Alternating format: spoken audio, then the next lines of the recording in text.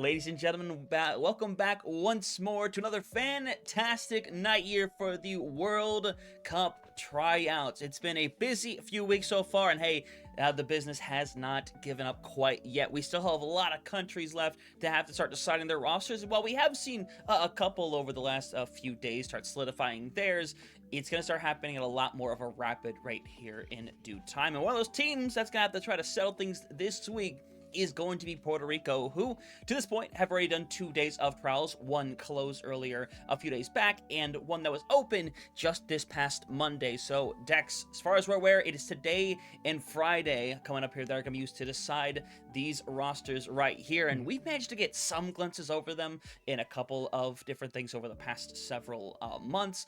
So, there's definitely players on here that we know. There's definitely a lot to be excited about with this region. Yeah, and they still have one more tryout after this. However, I don't believe that one is going to be streamed unless Puerto Rico or Team Puerto Rico themselves is streaming it on Friday. We do know that on Monday, like we said, we weren't able to do it, but our friends Ma Neva and Joker's Ransom were able to do that one there. So hopefully they have upload that video so people can watch it here. But yeah, like you said, this is the last open day of the tryouts here. We do know there's a couple big names that could potentially show up here. I think the biggest one being, why am I blanking on the name right now? You've got this. Don't worry. Talisman. I'll bail you out. Yeah, Talisman. Yeah, Talisman. We probably expect Talisman to be here tonight, considering their Face It Masters League team is already locked into next season, and the LCQ is going on tonight here. But that does mean there could be a couple other players who might not be here tonight because they are trying to help their teams lock themselves into that Masters tier. But hey, I mean, again, Puerto Rico, the couple times we have seen them, Hunter, have looked like a very, very good team, even in those show matches before these trials. And I think we've seen some players so far in the brief moments that we've been able to see them that weren't on those show teams, but looked very, very good. Yeah, no, looked phenomenal. Again, you look back at that show match they had with Costa Rica. They may have lost that one, but I think they definitely had some really dominant points in that series. A lot of reasons to be confident within this squad. So obviously hope to keep seeing more from them here outside of these tryouts, of course. But going into the situation, we have seen Puerto Rico be playing these last couple of show matches with that same roster. So obviously there has to be some level of confidence. But obviously with these trials here, Dex, you got to get everybody their fair shake and see what they can do. We're kind of seeing the roster a bit preemptively. Definitely some names we know in there. But from the brief look that I saw, a lot of newer ones as well that we haven't gotten the opportunity to see in these show matches previously, so there's a lot that we get to learn about today. Yeah, I believe I recognize a couple of those names there, but for the most part, like me and you've been talking about with a lot of these tryouts, we will recognize a couple, but those other players that we just don't necessarily know a lot about, the great unknowns, are the things that are going to be really exciting to us here for tonight. Granted, if you watch the trials on Monday, you probably have a little bit of a better idea than what me and Hunter will have here. Been a little bit busy, haven't been able to catch back up on what happened Monday with Puerto Rico here. But again, should be a really good night. Looks like Lijiang will be our first map of the night. That's at least what we kind of saw there with the brief glimpse that we were able to see. And I think, again, that's a really good map to get started with. Probably one of the most scrim maps in the game. It allows teams to really play what they want to play. It allows players to really play towards the meta or maybe a little bit away from the meta. Show us what their comfort heroes are here, as we will be heading in now to I'm looking at the names, man. As we will be heading into our first map of the night. It will be Lijiang, like we said. Blue team will be Arson, Flakies. I'm going to take a guess. It's Arson, Flakies, TS1 fan, Purely, Coconut. While for the other team will be Play Toys, Jackson, Benji, Destiny, and Ender. We have definitely seen Flakies, Arson, and Benji in the past. A lot of these players are new to us here at the moment, but I mean, not necessarily a good idea of what we will be seeing, especially since one of the teams, or Puerto Rico Blue, is showing us 2 tanks. Yeah, no, 100%. As quick pause. Got to get everything back in the correct situation. But yeah, it should be exciting. Again, Lijiang, it's so common. Everyone's scrimmed this map hundreds of times. If you have been a competitive player over the last freaking 10 years of Overwatch, all right, listen. If you've ever touched this game competitively, you have played this map probably like 3 times a week inside scrims. Let's keep it a buck here. But either way, it should be really interesting. We were going to talk a little bit about those familiar names. You look at over on the blue side, Underp and Purely are probably the two that come to mind right away. Again, have been playing with that squad that has been doing a lot of the show matches as well. And you go over to that red side, and Benji is a familiar name for different reasons here because we know them maybe more as a Costa Rican player than anything else, but still quite familiar with this player. Destiny also in that camp as well. But it's going to be interesting with two tanks that we are not fully familiar with. It's going to be really nice to see their styles. Yeah, and I believe we saw Flakies go play on Puerto Rico during that Costa Rica show match here, as well as. Okay, that's interesting.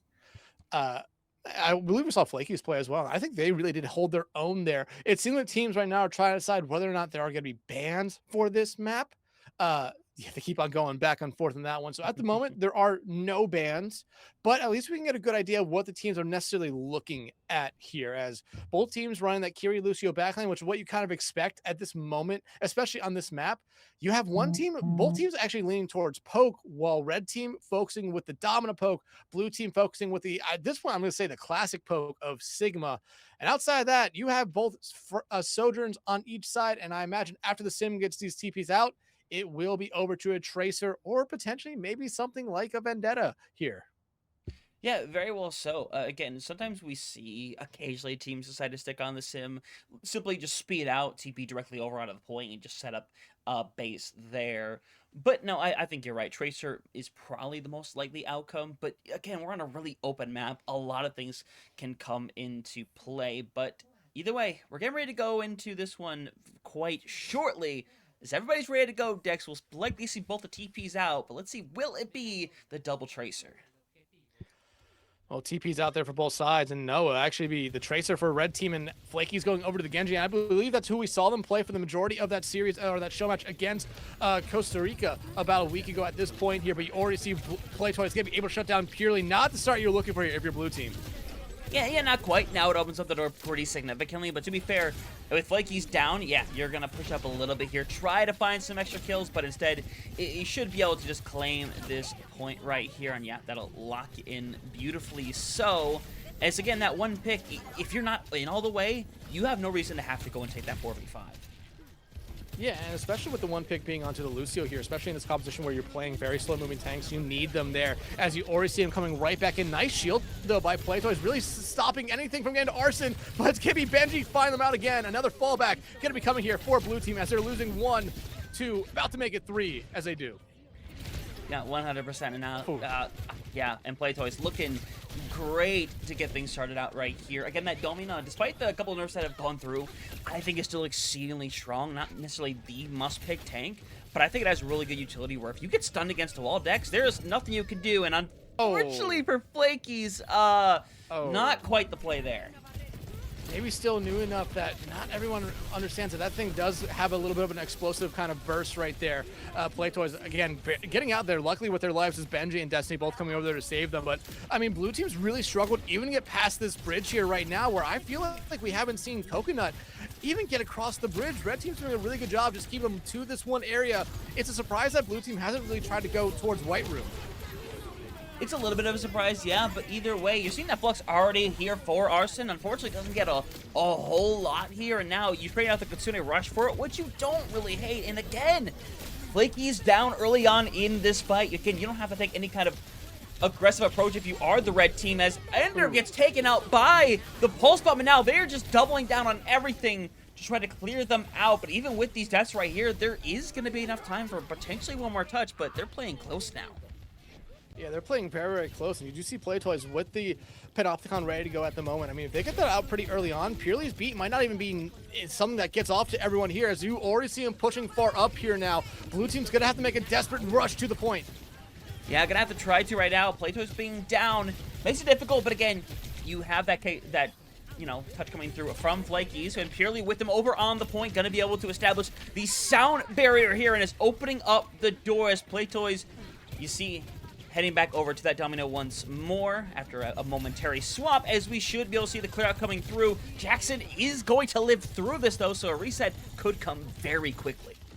Yeah, I thought Anderp there had a moment where they could actually find that railgun shot. And they were low enough that they would have gotten a kill. Playtoys understand they did not need to go over to the Wrecking Ball because, I mean, blue team never capped the point. They could just come back over to the Domino and not necessarily lose a lot here. But you're going to be losing Benji early on, and that might just be the red team going right back to the drawing board. Ooh.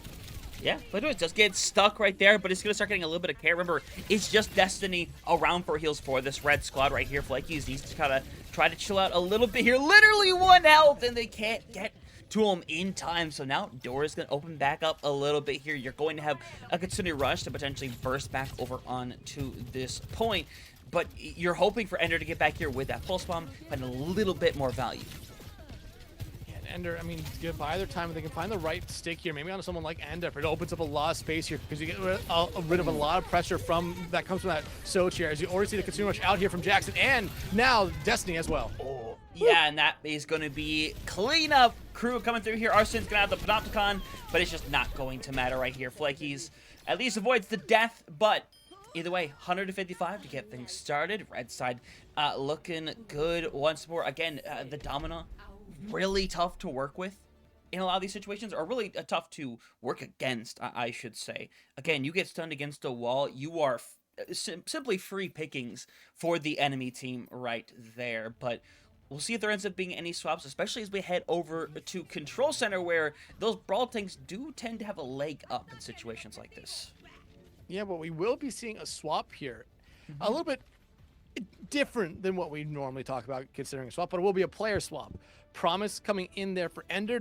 Promise was probably supposed to be in this map, but maybe had a little bit of connection issues. So Ender played the first point. Promise now in here. We are playing Scrim Code this trial, so you have to remember we will be playing all 3 points. So Promise will still get 2 points under their belts here, but red team, I mean, they look very strong coming out the gate there, and blue team had a big problem really adjusting to that pressure from the Domina, and really just everyone there. I mean, Ender and Jackson did a lot to really make sure that Playtoys was able to find that much value on this Domina. While Puerto Rico, like I said, they were playing that traditional, that classic poke with that Sigma for the longest time.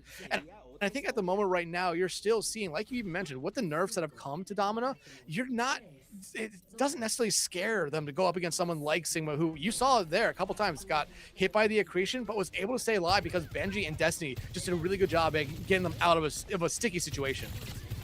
Yeah, no, 100%. And now, obviously, blue side, you want to be able to start up a little bit more aggressively right here, but already Arson is going to be down early, purely struggling to stay alive right here. It's going to be down to someone like Anderp to find the pick, but again, Jackson barely staying alive. Point will be captured here by red momentarily as we're going to see the regroup, and at least for the moment, no swaps as they're going to stick to this mirror. I mean, it worked out for them towards the end of that last map, or at that last point. However, you have to remember it was just because maybe you saw a little bit of an overcommitment there from Playtoys. And it's going to be really interesting to see how long this goes for blue team before they do make those swaps, because they might need to here. And especially, like you said, this is a little bit more of a brawly point. Could be what we see here, but you already see Promise taking care of Flakies. And again, the Tracer 1-1 going to be very important here, but Benji, getting a little bit too close for comfort there. Yeah, and Promise comes in here, gets 2 on that Tracer already. And again, you see blue just kind of struggling to really get into a lot of these fights, because while they have been losing, they have not been able to fully engage in most of them in the situation. Dex, they either get caught out early and have to engage in a 4v5, or they simply have to back out and regroup for their 5th. So hoping in the situation, we see that aggressiveness come back out right here, because it is much needed to see them take these angles and try to find that early pick. Arson, I thought, overextended themselves from there, but fell back to the safety of their team. Flaky's almost being taken out there pretty early on. Would have been the exact same repeat of last fight here already, as you see them now pulse bomb ready to go for Promise. Destiny has that Kitsune Rush, but they've been aggressive in the past with a Panopticon out from Arson here early on. Benji will fall from it. Yeah, it is massive, of course, but of course, Playtoy is going to try to go in there and get some kills of their own. Manages to get 2, and their team is now up massively as Jackson is going to help shut more bodies down. Under last one standing isn't even going to be able to get back into the spawn. But your bright side, if you're blue, you're coming up to a lot of these big ultimates, including that double support. Yeah, and you got 3 ultimates out from the other side. Grand, here comes number 4 with a Panopticon, but I do not think it landed on anyone. Flaky's throwing out the pulse bomb, only going to find the ground. So that was an ultimate. I think you really need to find something from right there if you're the blue team. Just get something going, as we're about to see him go straight to a last-ditch effort to touch point. Granted, like you said, full support ultimates on the field for them here, but they need to get someone to touch. Coconut, though, that Kitsune Rush not going to be there. And it's not. And Flaky's is going to go back behind, is going to be able to try, I think, get the touch. Yeah, overtime will take over, but I don't know how much it's going to matter. Jackson's in here, but it's not going to matter. Jackson is still helping pick people off, and unfortunately, Arson can try to get there, but it's going to be to no avail, and that's a lot more one-sided right there. 100-0. Weren't even able to use the Continuing Rush or the Overclock either. Again, Red is coming out here, and they're managing their aggression extremely well. Yeah, they're managing it almost perfectly here. I mean, both points so far, we've seen Red Team push up to the main choke for the Blue Team, and the Blue Team's kind of faltered at it multiple times. The only time they're ever really able to get past it was when Playtoys over-aggressed into a fight. And that's really it. And right now, if you're Blue Team, you need to be able to win a fight here, just get going, because I want to see what happens when they actually have control of the point here early on, not when Red Team is already at 99%. And we talked about last point, were we going to see any swaps coming out from Blue Team? I really think we need to, because they are struggling right now in this composition. I don't think the Domina is really working out for them well. I think you might need to make a whole kind of comp swap here. What is it you go to? Do you go to something divey like a Diva? Potentially that would work. Do you go to something like the Rhine or the Orisa? That could definitely work here, but you need to have the whole team kind of commit to it. Yeah, you do ultimately in this scenario, and again, you're going to see different stuff be played throughout the night as well. You want to be able to see as much as you can from every player that's going to be in here. But out the gate, the mirror, I think it's relatively fine to see, but it really is about figuring out your aggression for Blue side, because, again, we know there's good players over on this team right now, but it feels like they haven't been able to engage in most of the fights that they've actually had, so I'm hoping they take a little bit of extra aggression here, engage as 5, and hopefully be able to find a little more than they did in that previous one. TP's out for each side. Both those Sim players going right back over to the Tracers. And like I said, it would have been interesting to see something else show up here for especially Blue Team. I think they might need to just mix it up a little bit right now, as you already see Purely getting pretty low, but Ander trying to find the off angles as Red Team just started to just get in there to the Blue Team. Yeah, and again, they kind of poke away. Eventually, when they get that first play that comes through, they up the aggression, push everybody back, and Arson and Ender kind of lucky to be alive right now as Reset comes through. Red, again, going to start out with the point, and they're going to keep up these aggressive angles because really there's no reason not to. Yeah, and again, we're just going back to what we saw Red Team do those first 2 points. Play up at the choke, force Blue Team into spots that they aren't necessarily comfortable in here. As you already see Playtoy just poking so far up. Yeah, really far up there, and Ender, again, can be forced out. They're trying to get out of here, but again, you see they're more than happy to kind of take the multiple angles to keep forcing them into really rough situations to try to break out of here, but eventually they need to try to be able to do so right here as Benji goes down early, so the door potentially opening up here, but still, you've got to keep Arson alive, but they're going to get burnt down here as, again, Flaky's is going to try to run back over towards the point for a moment as there is finally opportunity for them to be out in the open. Yeah, I mean, Red Team's done a really good job. Whenever they lose someone early on in a fight, they always come back and trade it out pretty quickly. I promise they're going to be able to find Purely and their falls as well. So Blue Team, you already kind of saw right there, Arson just stopped moving. They're just going right back to the drawing board, understanding they cannot commit into this fight. And again, we're seeing exactly what we saw points 1 and points 2 here for Red Team. They're playing up. They have ultimates at their disposal here. About to have 4 ready to go. Our Blue Team, though, not that far away from all 5 of them. But they need to find something here early. Yeah, it feels like you have to open this fight with Kitsune Rush, but instead you have to wait. Jackson does go down early, but again, that aggression with the Panopticon that unfortunately for them doesn't find a whole lot, but it's going to be Arson that's going to find a lot of their own. Playtoys eventually going to be taken down, and now Blue's best shot so far is here. It looks like they have found the necessary cleanup right here. Benji doesn't get out alive either, so Reset going to come through. Going to be able to get it at about 81% here, and you still are going to have, honestly, a majority of your ultimates online for the next fight. Yeah, you only used 2 ultimates in that fight. Red Team actually invested more in that fight and didn't find anything off it. So really good play there by Blue Team. Really punching Red Team for a lot of their failures of that last fight there. Now you look at what you have. That pulse bomb from Flakies. That could really end the fight before it even gets started here. Jackson, though, we saw what they've been able to do with Overclock so far this map. That's what I'm expecting from him here early on as he already started popping off there. So going for the off angle. Yeah, no, 100%. And Benji, Ender finally picks up their own to get things started really aggressively, and Under with that overclock has managed to get a decent amount, but again, Benji, with just the ultimate aggression with that beat, has gotten rid of their 3rd of the fight already. The Ultra Aggressor is moving in and eventually is going to help clear them out with a little help from Promise. 40% over on the board. Again, Purely holds on to that sound barrier. Now, it's the only ultimate on the entire field. Promise is not that far away from a pulse bomb here, so you could really see them get that up here pretty quickly. But if you're Purely, you might have to use that beat right now and then just go to the point from there. Hope that the rest of your team makes it. Flaky's not gonna get the beat. Destiny, they'll take him down because of it.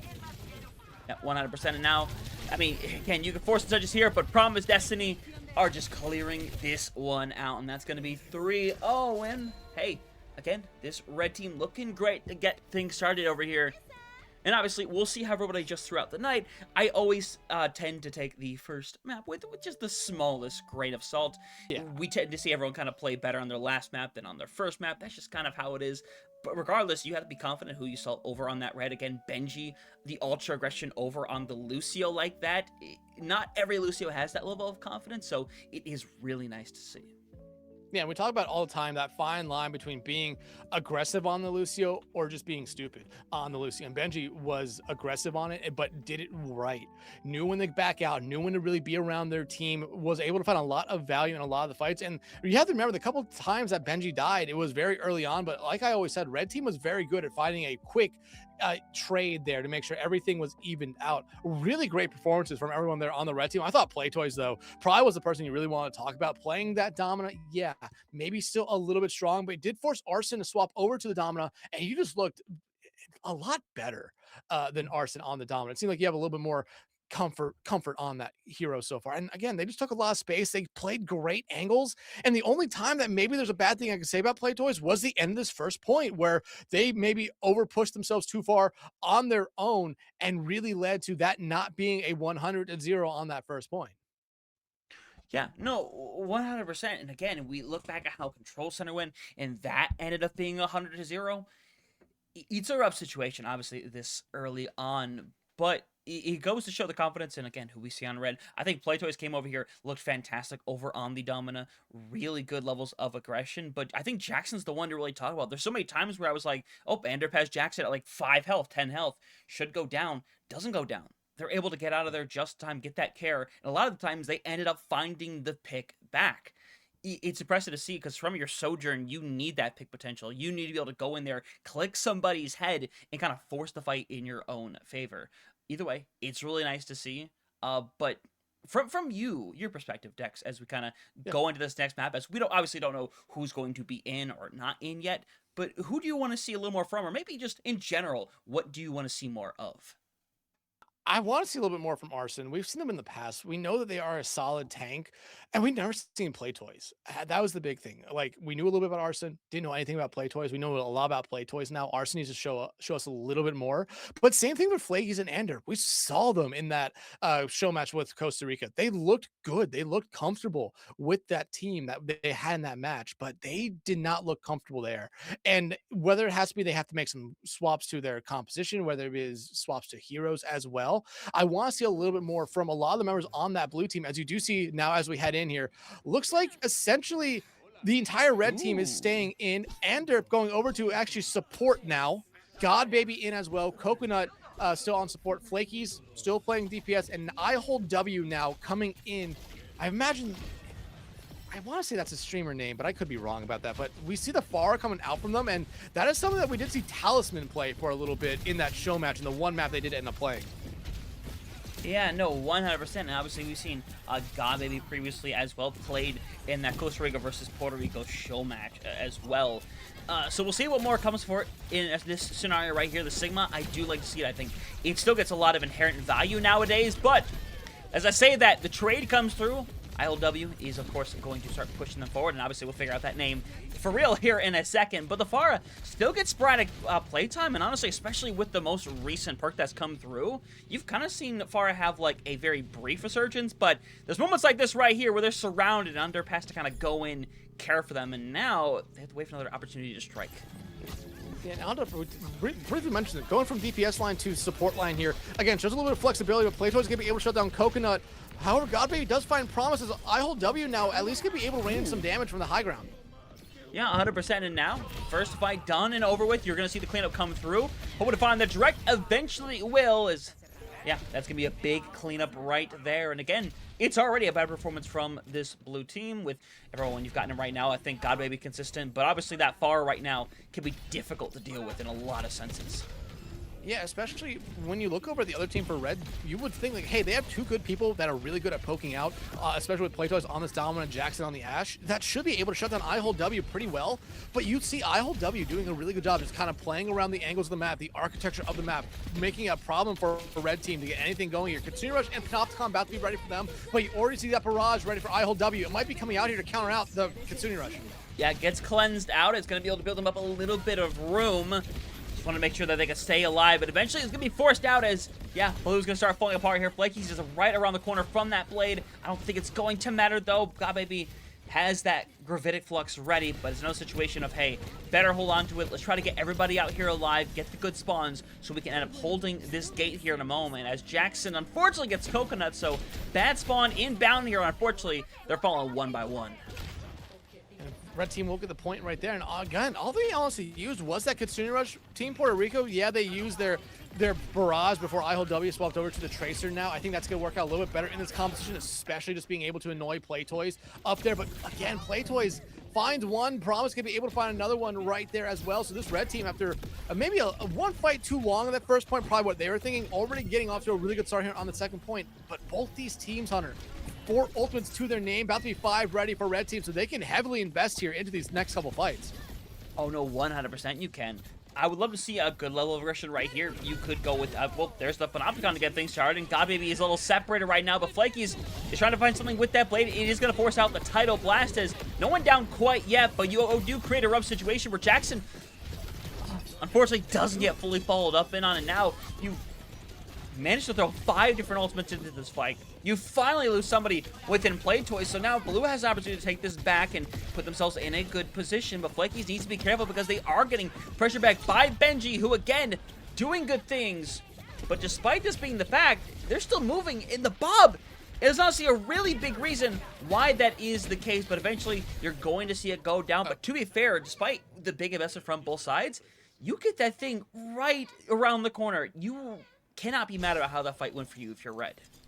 No, you can't. And you have a Kitsune Rush, which is a really good ultimate here just to get going. But you look over at the other side, Pulse Bomb, and especially the Flux for God Baby. That's going to be able to slow down this team immensely here, especially if you land onto the right targets. You want to be able to find them out early on. Someone like Benji, someone like Jackson. The Flux is out there, and it's going straight on to Destiny. And I don't hate it at all in that scenario. Why not? You get someone who's like really integral for the fight. You know the Kitsune Rush doesn't get used, so you force it out. It means they are forcibly going to have to wait for Destiny to get back, and that's just going to keep burning away more time as you're going to see a touch for the point momentarily, I think, but no, Promise trying to loop around to that high ground. Yeah, and I mean, I like the idea maybe a touch coming out there from it, just try to draw them back, but no, going to the high ground is a little bit smarter here as you already see Red team just trying to get right up there. Kitsune Rush now out pretty early on from Destiny as they want to get this Red team moving. Yeah, and they're just going to abandon the high ground, trying to keep God Baby up, but they get forced back in with the boop, and now, unfortunately, I don't think there's any way of pulling this one back. It's just 2 hanging around. Make it 0 now as they're going to throw 3 over on this point. It did roll out back pretty far, so maybe you could get a Tracer touch as they go over to Soj instead. So, again, I don't know if they can reasonably touch here. Maybe, but it's not looking likely. No, they're not. They were maybe thinking they had a chance to if one more person got off there from Red team, but they just got set back up here very quickly and in a really good spot as well, playing far up in the station. But Benji can be able to find I-Hold-W out, and now you already see Promise getting on this off angle. This could be a really quick start here for Red team, especially with the ultimates they have. Benji, though, gets taken out, so no Tidal Blast this time around. That's going to force his Red team back. Yeah, 100% it is, and obviously they got to be a little careful right here because could get taken out really aggressively if the Panopticon is going to come through. It is going to get broken eventually, and we'll be able to survive as Promise throws that pulse bomb into the back line.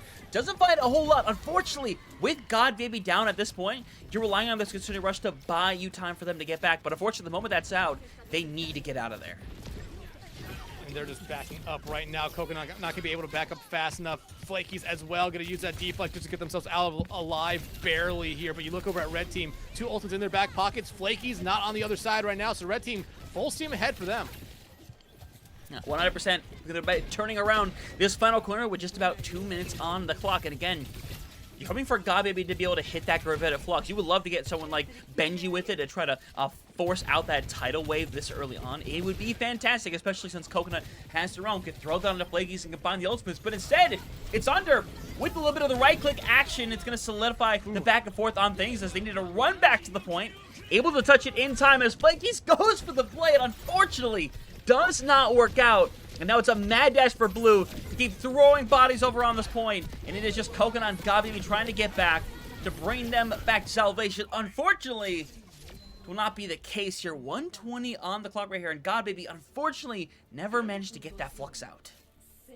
Yeah, and it's just a really good job there by Red Team, especially in the final push phase, just really controlling the tempo, the momentum as well. They found picks pretty early on, and you never really saw Blue Team come back from it. And now we do have the confirmation that I hold W, that is Talisman, kind of what we thought, but we wanted just to be safe, so it is Talisman. And I mean, Talisman showed us a lot that round, but I mean, outside the far that we saw in that first point, I don't think they ever really found the success they were looking for on the Tracer or really the Soj, but I don't think they necessarily had the time to build anything up on those heroes either. But again, this Red Team, they just look incredibly strong. Promise and Jackson, that was probably a really good round for them, but I think you want to look at that support line. While Playtoys was still able to commit so much space to them, Destiny and Benji did a lot there. Maybe a lot that goes unnoticed, but they did a lot. Kitsune rushes, I think the couple times we saw Destiny use them, always won them fights. Benji's title blasts were big, and Benji just finding picks as well were really, really good for them. Blue Team, though, they had their moments. They really did. They were able to finally stabilize a little bit, but it wasn't enough. Every time they won a team fight, it was a little bit of a, I'm not going to say an overinvestment because the ults made sense, but you want to hold on to some of them here. Right now, though, like I said, going into this map, I wanted to see a little bit more from, well, if we saw them, Flakies. I think Flakies is someone that we saw, especially in the show match, that looked good there. They need to show us here something now, because I know those stats on the left side aren't necessarily true, but you look at them there and it says they're 2-7. They need to step it up a little bit. Yeah, no, 100%. It's been a bit rough so far to get things started out the avenue. But again, you go on the attack here, you have a potential ground to open things up right here. But you're going to see them kind of take these angles for the time being, try to find that opening to get that headshot. Benji gets extremely low, but unfortunately, Talisman not able to find the finish that you're looking for. And in fact, it's Playtoys who's already gotten rid of two of their own right there, and that's going to send everything into a spiral as, again, Blue hit with another reset. As they have to, again, it's rough because, again, it's another situation where they don't even really fully get into the fight as they would have wanted to.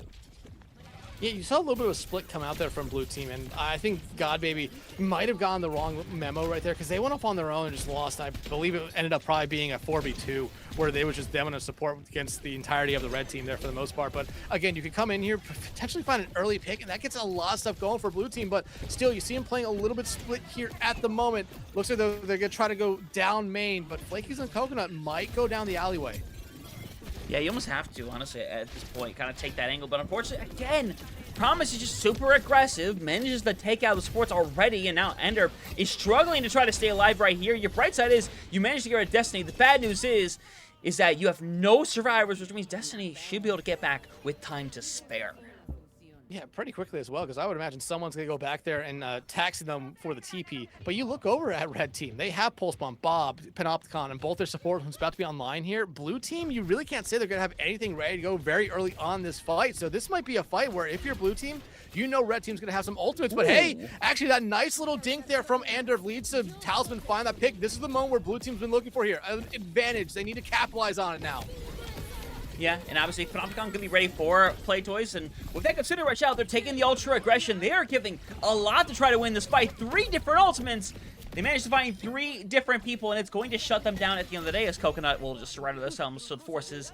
But again, you're kind of okay with this. You force out almost everything, and now you're going to have a full set of ultimates online for the Blue Squad. Yeah, but again, maybe Red Team might have overinvestment into that fight, but Panopticon's strong. Bob's going to be able to at least hold some angles, maybe even hold point here. But this is a moment where if you're Blue Team, like you said, you have those ultimates online now. Even if you dump them all into this fight, you have to win it because that time bank not necessarily on your side, but a quick team kill here might just guarantee you that first point. Just might be able to now. Minute left on the clock right here. Coconut, again, taking care of early, and Talisman obviously wants to try to find somebody and does manage to get at least one right there, is trying to find a little bit of the follow-up. Eventually, is going to fall over again. Another fight that just doesn't go their way. Bright side, you only use one ultimate, but now with 50 seconds, this is your last, like, real fight coming online here. Yeah, last real fight before you make a whole bunch of swaps just trying to get a touch here, but you still have 4 ultimates like you said. Jackson's the only one on the red side that has an ultimate ready to go. However, it is Bob, one that could potentially buy some time, buy some space as well for them here. But blue team, they need to get something here, and they need to get something fast. I expect Andrew to probably throw that Consumer Rush out here just to probably get through choke and get something going. Yeah, right there, and Jackson lucky to still be kind of hanging alive, and Blakey's just trying to go in. Eventually is able to get rid of Benji. Doors now opening up for them right here, but Promise is coming out to having that pulse bomb ready to go. It could be massive, but God, baby, you saw that interaction as well with the Panopticon. Wasn't able to get a lot of finishes right here, but now with 10 seconds over on the clock, they need to go and get touches on the point. That they will, and they're going to start trying to accrue some of this as you still see Promise hanging around the backline with a full spawn. And now Jackson swaps over to the Widow here. Maybe to try to find a late pick here. Just give their team a chance. Benji gonna be poking in with some damage, but Promise will eventually fall here. Playtoy's still alive and finds Talisman out here. And honestly, if you're God Baby, you need to turn around and help out the rest of your team. Yeah, and now God Baby's gonna try to go in, but the cleanse comes through. You're right around the corner from, having something if you're Benji, but you're trying to throw bodies on. God Baby goes down. You're not gonna have this in time to really do anything, and all you can do is throw your bodies on one at a time. Unfortunately, they are going to get nothing in that scenario. That's going to be the full cap before, and now essentially a full hold, getting to I believe like really high into the 90s. But unfortunately, again, just not enough. Yeah, just not enough. And red team picking up right where they left off. I believe there's only one player that swapped sides there for them. But again, I've been really impressed with Playtoys, Promise, Jackson, Benji. I believe the only person that actually swapped sides was Coconut and Destiny, because I believe Coconut was on red team that first time around. I might be wrong about that, so don't take my word for it. But again, red teams just look strong throughout the night. And even with these players coming in here for blue team, while there was a little bit of a difference where they looked like they have some fight back, it wasn't necessarily enough. And this dominance that Playtoys is showing us so far is just looking absolutely scary, almost godlike. Yeah, it's been extremely difficult to deal with, to say the least, in a scenario like this.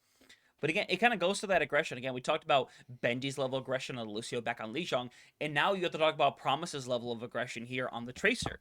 It feels very similar in a lot of ways, where Promise was able to go in to take these 2v1 fights with Flakies and Coconut a lot of the time, and at the very least break even in their situation, But also a lot of the times they're able to help find somebody early on, and that just creating a situation where, again, I'm going to say it a lot because that's what's happening, is that they're not able to get fights fully online. They're not able to actually properly go in there and take a proper 5v5. A lot of the time, it's like, hey, we lose someone early. We either have to back out or we have to just commit and try to see if we can get ultimates out, which, to be fair, sometimes they did 100%.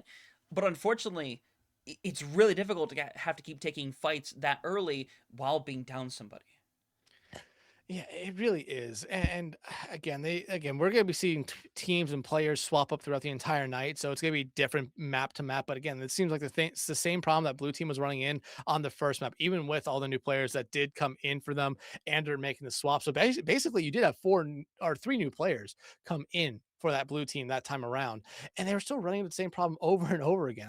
I really think that red team did everything perfectly. And like I said, after the first round, I don't think we talked about Destiny or Benji enough, but man, they were doing a lot. Again, their names in that kill feed a decent amount as well.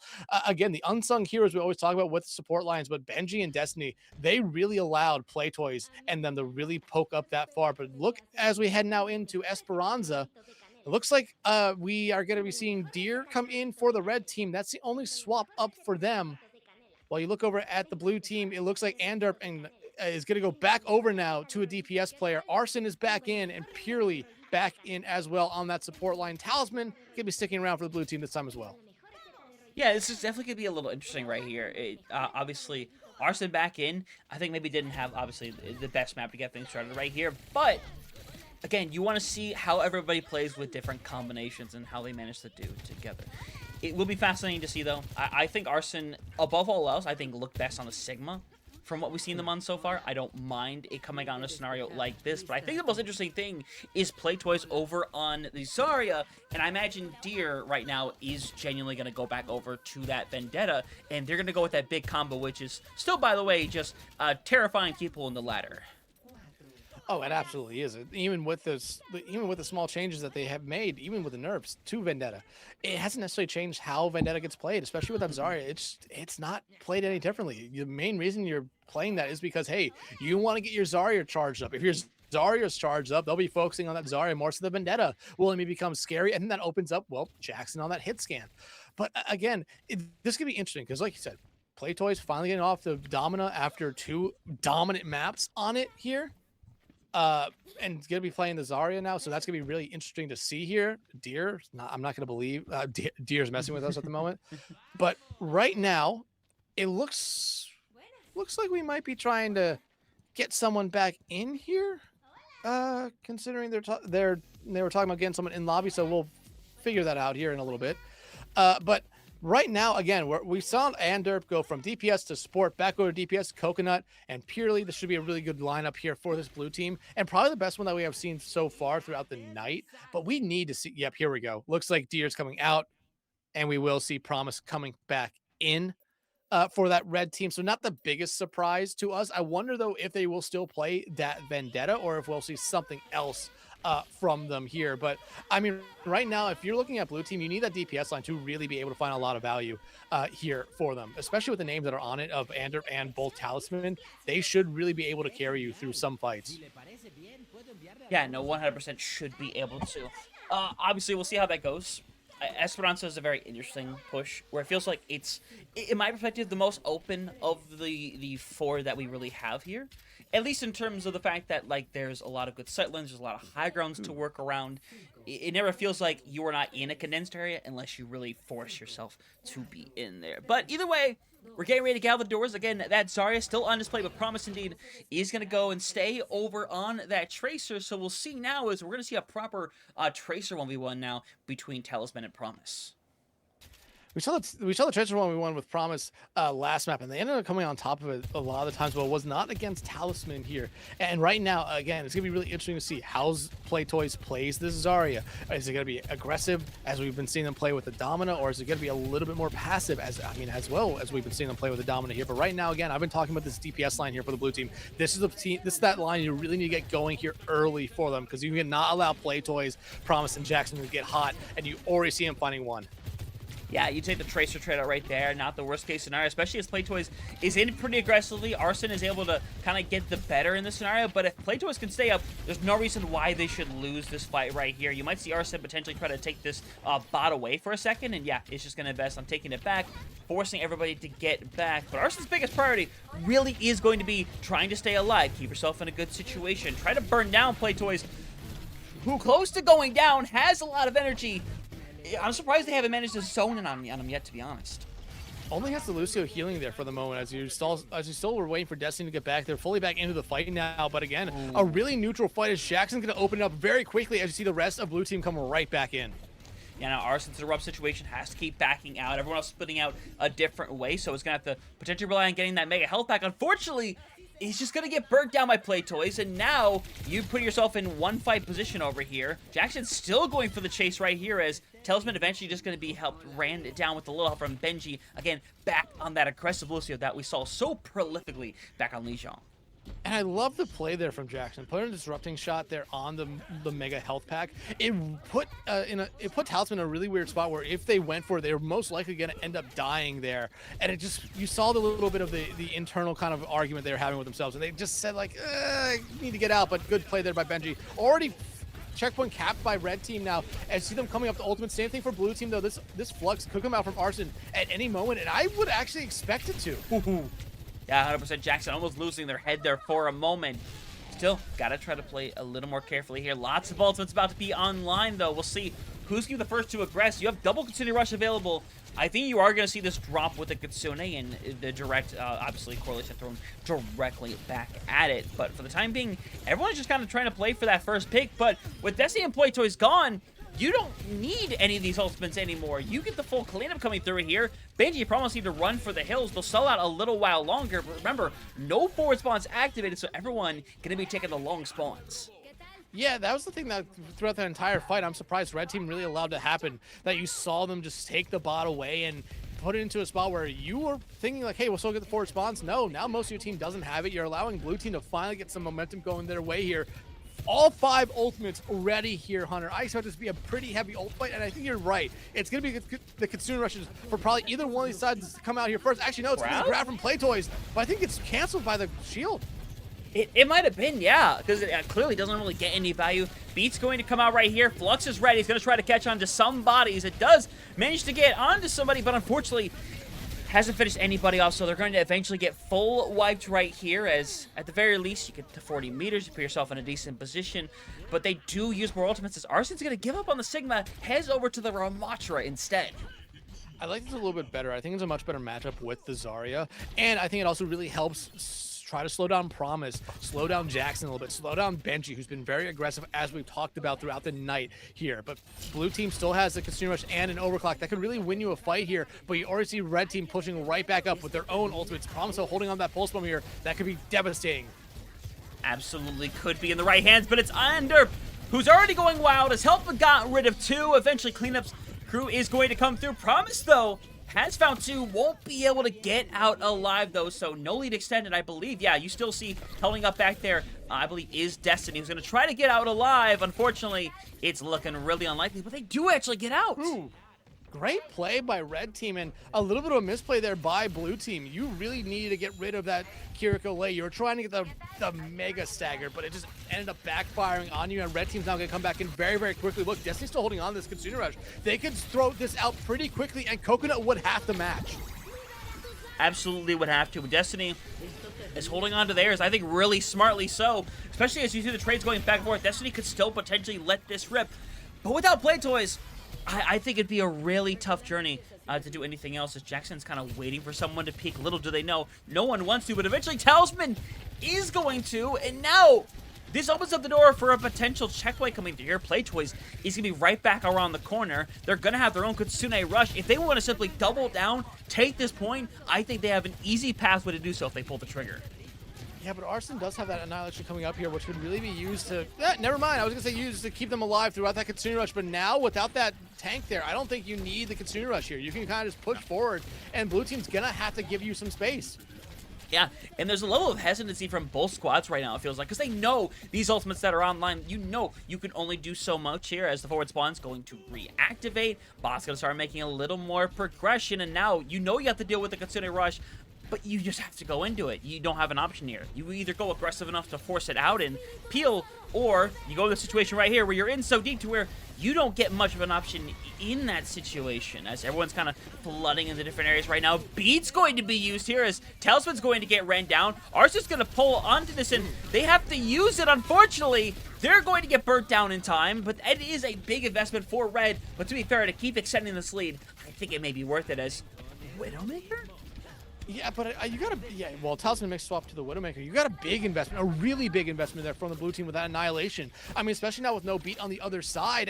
I mean, hey, Talisman finds one shot there early on, so the Widow's already working out here, especially on this long sideline. If you want to find that early pick, give your team an advantage, that's exactly what you need to do here.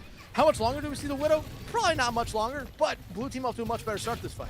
Yeah, but you see how deep right now you're in if you're Play Toys. Who's going to throw off the Graviton Surge, catches onto a bunch of bodies. Beat has to be used just to keep them going. Even so, Play Toys is literally doing the touch the spawn door challenge, still is alive somehow, some way. Should have been dead 10 years ago, by the way. Is somehow still hanging in there, being aggressive, and eventually has to pull the trigger right here. Will be able to get rid of them.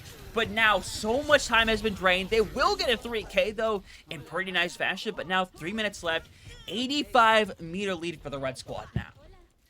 85 meters, I mean, it's a long way to go, especially since blue team hasn't got these forward spawns just yet. But we have seen in the past that this is a map where leads can evaporate pretty quickly, and it costs a heavy fight there for both teams, especially blue team. As you see Talisman get off the Widow, going back over to the Echo. Here now, you do have Kitsune Rush here for Coconut for that blue team, so you could use it here pretty early on, and you might need to just to keep Arson alive.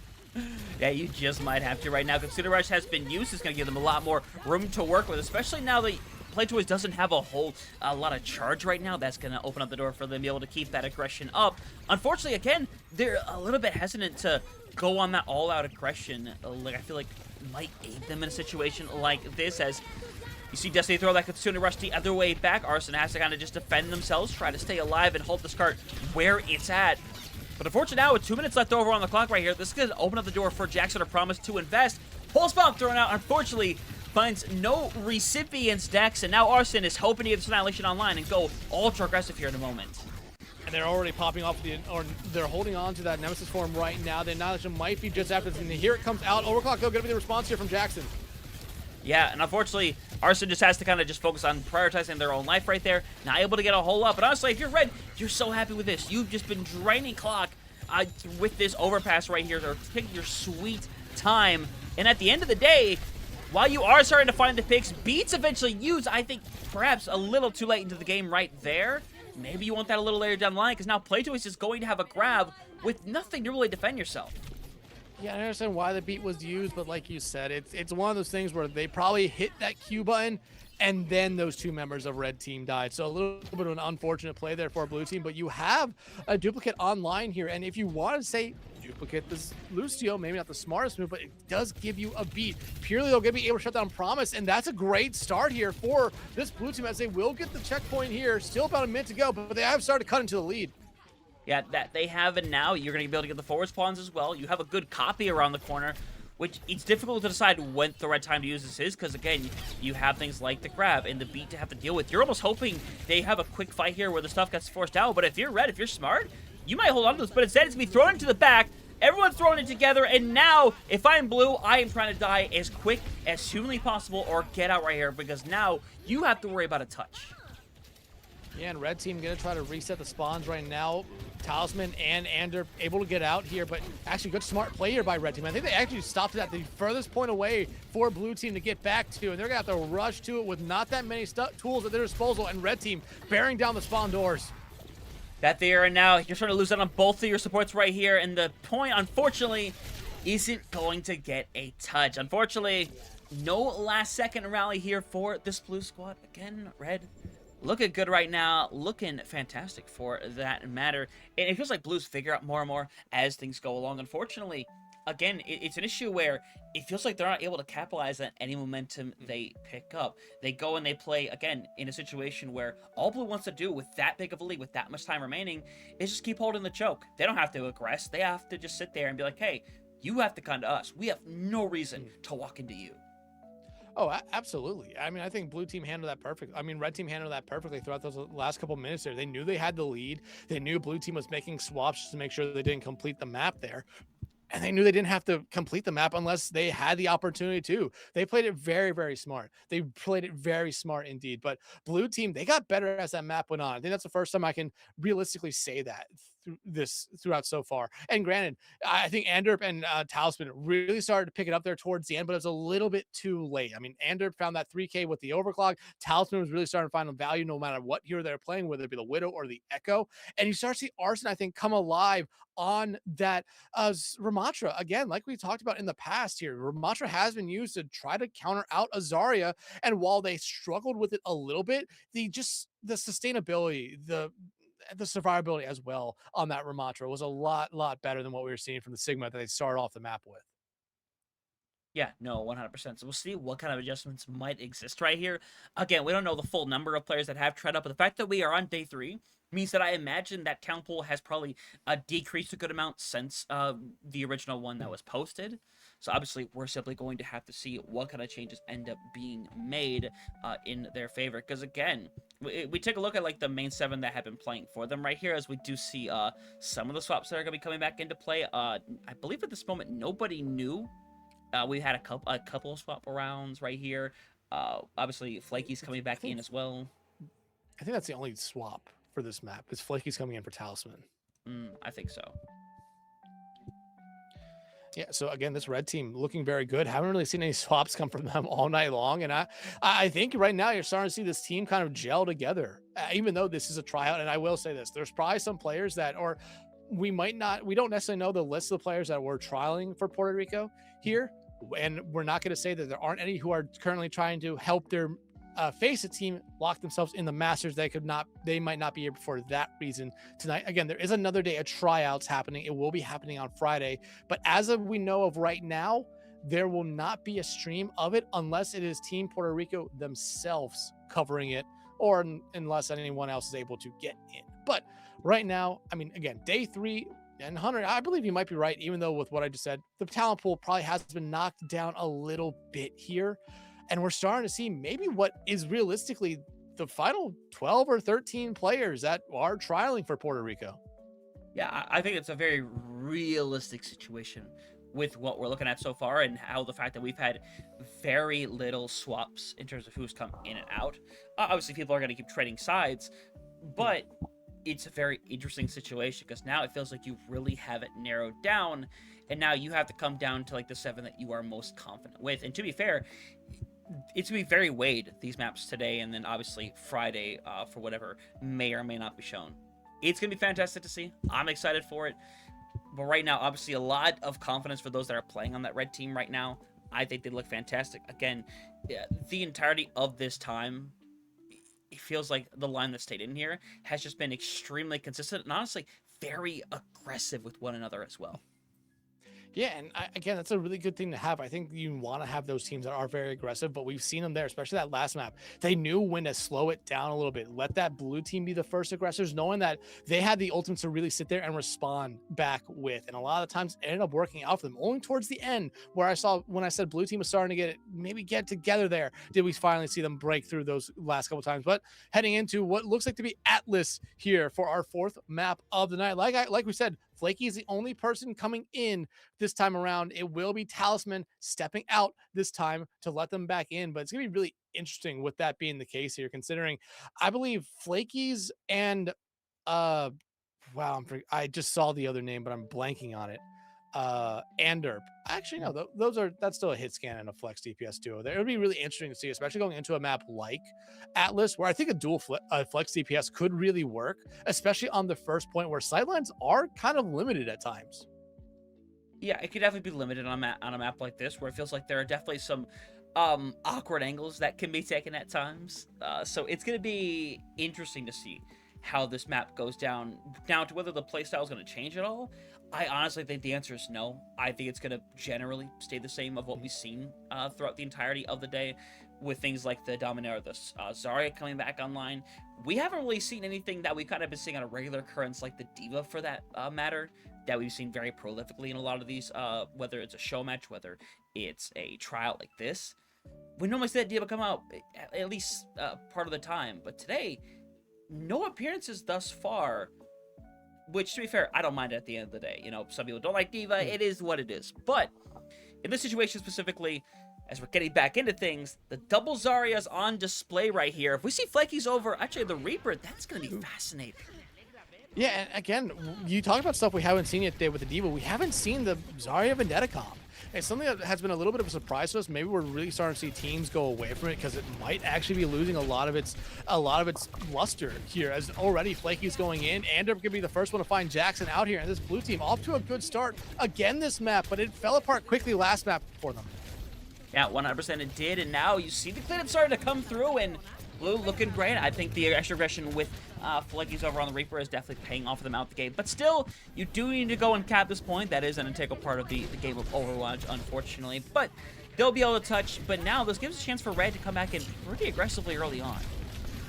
Yeah, and that's exactly what they want to do. Jacksonville getting very low early on. Gonna have to force them to fall back here for a brief moment and just let Playtoys front line here. But that Zarya is okay doing just that. Destiny, though, gonna find Anderp, but you lose Arson as well. Yeah, unfortunately so. And now, with the scenario right here, they're trying to clean things up right here. Flaky's the last one alive, gives a little friendly hello hi, tries to take Jackson with him, but not going to be the case. 34%, a very quick take back right here. In terms of ultimates, Destiny is going to have a rush already. Oh my god. Yeah, Destiny's been able to build those up very quickly here. Again, you had to see how much damage that red team was taking those first 2 engagements right there. They were taking a lot. Destiny was doing a good job keeping everyone alive there. That Consumer Rush, I expect, should really come out here early on, just get a quick team fight win, and that's exactly what they're trying to do here. Yeah, everyone's going to try to get out of here alive. It's pretty integral right now, but it looks like everyone's backed up pretty well. Graviton Surge going to be thrown out, though. It gets some bodies for sure. As Florimus gets the 3K with the Pulse Bomb. And now the full wipe comes through. But even with those picks right there is time to recontest this point. Yeah, but red team's going to have a really strong hold on these choke points. We saw them do it all night long already, but you look over at blue team. Kitsu, Grab, Death Blossom, Overclock. They have the tools at their disposal here, Hunter, and there's really nothing on the other side at the moment here for red team to really respond with. Benji could build up to a beat, and Jackson needs to build up to his Overclock, but they're going to be able to find one out early. Yeah, that's rough. You see the grab being thrown out, unfortunately. Arsene kind of has to ignore it to jump down to the point, and unfortunately, yeah, this just isn't going to work out. 3 different ultimates thrown in. Unfortunately, they result in 0 picks as Red's going to take the first point away. Going to be able to start marching on forward. In fact, is finding cleanups on top of that right now. Playtoys on the Zarya throughout the day has genuinely looked phenomenal. Whether it be the Domina or the Zarya, they're just showing us right now they're a very flexible tank. Domina, poke style, Zarya, brawl. I think the only thing we need to really see from them is a little bit of dive. And I would say they're an all-round tank here at the moment. But, I mean, blue team, again, I feel like once you lost those 2 people early, you should have been backing up. I think they had already started to invest those ultimates. Now you kind of put yourself behind you. You still have beat ready to go and overclock. But red team has those exact same ultimates here as well. Yeah, beat just in time to keep Flaky's going. Underp and Jackson both want to try something with their overclock. Unfortunately, nothing quite yet. Jackson's still looking for an opening, but now, point close to unlocking for Red right now. Jackson getting a big pick over onto Coconut is definitely going to put them into winning territory as, again, another cleanup underway. Arsene may get one on the way out. Unfortunately, not going to matter a whole lot in the grand scheme of things. And red team, again, just off to another good start here. Blue team, I thought they had something going on that first point, but, I mean, the grab and pulse bomb that we saw come out for them might have just shifted the entire vibe of this game here for them, as Flaky's already almost getting taken out here pretty early on. And, I mean, again, we have not talked about this support line enough for this red team. Destiny almost taking out a couple people single-handedly there, and Promise going to be able to clean up purely early on. Look, what's up the blue team? They have to fall back. Yeah, they'll find Promise, but, again, this is an okay trade there for red team. Yeah, Ender's got a second. Ender's hoping to get a third right now, and Arsene's more than happy to help out with a little bit of that cleanup, so they're going to be able to cap this point over. Now, and the bright side is, don't really have to use anything to have to do it, but now you're walking into a continued rush, and purely, I don't think it's going to get there in time to get matches. Yeah, they are not going to be able to match it at all here. Arsene, though, does have that grab coming online here. That could be a big difference maker here for this blue team, especially with nothing else online. Just having the grab come out and winning you a team fight will even up the scoreboard at the moment, but still, you're going to be walking into a lot of ultimates that next engagement. But red team, one thing they've done consistently all series long is finding very early picks here, and I would expect them to try to find another one here. Yeah, Playtoys is going to be pulled into a Graviton Surge, will be caught out as Ender is able to get away from the Pulse Bomb, but still, again, a situation of Jackson finding these picks, helping bring it back. And now, even without Playtoys there for them, Ender trying to bring this back over on their own. Unfortunately, I just don't think it's going to happen. Your prioritization is getting out of here alive, setting up for one more fight, and hoping you get that Kitsune Rush online. And you should be able to. Realistically, you should here. Unless you die pretty early on here, but you lose Arsene. And, I mean, you do find Jackson out here, but you're starting to see the rest of your team slowly fall by the wayside here as they are backing up. And I do not see blue team getting another touch here. Yeah, I mean, Flaky's is there, but Flaky's is not going to be there for very long right here. As Coconut's going to try to move in. Unfortunately, this really is just going to be a stall game. Arsene is going to go back out on the Doomfist, which I imagine, again, is just for stall. I think they're probably going to swap out the moment they die here. Probably back to the Zarya as the grab is out, and, you know, a grab of all time, we'll call it. Yeah, even I think their teammates are flaming them at the moment. But yeah, you see Arsene go right back over to the Zarya there. Again, you have to remember, scrim code, we will play all 5 points on this map, so if red team wins this next point, we will still play the final 2. The grab, though, definitely one you probably wanted here. However, with Arsene swapping back over to the Doomfist, or from the Doomfist to the Zarya, it's not the biggest loss. However, you look at blue team, Death Blossom, Overclock, Kitsune Rush. They have the tools at their disposal right now to really try to win a team fight early on here, but I don't think that's not going to happen. Yeah, Tryouts, though, at the end of the day, winning here is still very viable. Under needs to try to stay alive, gets rid of their second of the fight. Arsene, I believe, gets rid of their second or third, as you see eventually Benji going to run off. Under does indeed get their third. They'll take this point over. Pretty solid fight for them right there. And in terms of all trading, it's pretty 50-50. Yeah, and honestly, give it up to the blue team there. I thought, especially with that first pick from Jackson, that fight was going to be a lost cause for them. But they did a really good job just holding on, playing the angles, and finding the picks they needed to here. Granted, they're still holding on to ultimates, and red team's going to have the same amount of ultimates here as well. But the beat going to be able to kind of carry them through this fight. That plus from Flakies, though, hasn't found any value yet the couple times they've used it already. And you already find Promise out here. I mean, this is a good start for this blue team, but ooh, Flaky's barely staying alive right there. Yeah, you have seen Ender really come online in this map right here as Jackson just gonna completely get out of there, set up for one more fight. Death Blossom ready for Flakies. Obviously, it's a back and forth all. As the beat gets used, they just try to run super aggressively. Flakies is going to get it as well with that beat being dropped there by Coconut. The aggression goes in. Flakies trades out one. Not bad at the end of the day, especially as Benji and Promise both low are in awkward situations. But Promise can set up a touch, but unfortunately, the over-aggression there does not pay off as Playtoys and Co. should be able to go and solidify themselves on this point. You can see them try to buy time to get back Ray or Bear. I think you really need to just let it flip over and regroup. And Arsenal almost getting pooped off the map right there by Benji. Destiny going to be able to take care of their counterpart on the other side here. Red team now in control. Arson will find Promise out there. Destiny already finding two as well.